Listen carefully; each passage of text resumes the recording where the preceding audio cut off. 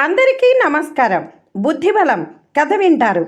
సేకరణ కథనం శ్రీమతి ఎస్ శోభారాణి, విజయవాడ నున్న గ్రామం, తెలుగు ఎన్ఆర్ఐ రేడియో ఆర్జే. ఇది చిమ్మపూడి మీడియా కోసం చెప్తున్నటువంటి కథ వినండి. బుద్ధిబలం. ఒక వ్యక్తి చురుకైన బుద్ధిని కలిగి ఉంటే రాబోయే విపత్తును తొలగించుకోగలుగుతాడు. ప్రసిద్ధ విప్లవకారుడైన చంద్రశేఖర్ ఆజాద్ని ఒకప్పుడు ఆంగ్లేయ గూఢచారులు వెంటాడుతున్నారు. వారి నుంచి తప్పించుకోవడానికి ఆయన ఒక మిత్రుని ఇంట్లో దాక్కున్నాడు. కానీ ఆ విషయం పోలీసులకి ఏ విధంగానో తెలిసిపోయింది. వారు ఆ ఇంటికి వచ్చి పడ్డారు.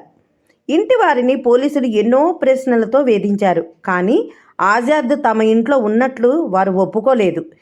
ఇంటిని సోదా చేస్తామన్నారు పోలీసులు. ఆజాద్ ఇంట్లోనే ఉన్నాడు. అప్పుడు ఆ మిత్రుని భార్య తన బుద్ధి చాతుర్యాన్ని ఉపయోగించి ఆజాద్ని రక్షించింది.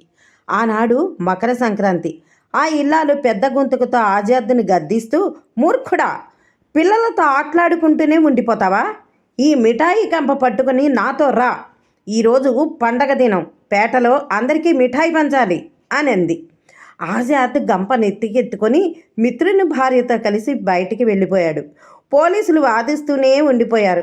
బయటికి వెళ్ళాక ఇంకా పండగేంటి, మిఠాయి ఏంటి? ఆజాద్ అదే పోకపోయాడు. మళ్ళీ తిరిగి రాలేదు. ఈ విధంగా ఆ వీర మహిళ తన ప్రత్యుత్పన్న మతితో ఆజాద్ని, తన కుటుంబాన్ని పెద్ద ఆపద నుంచి కాపాడింది. మీరింతవరకు బుద్ధిబలం కథ విన్నారు.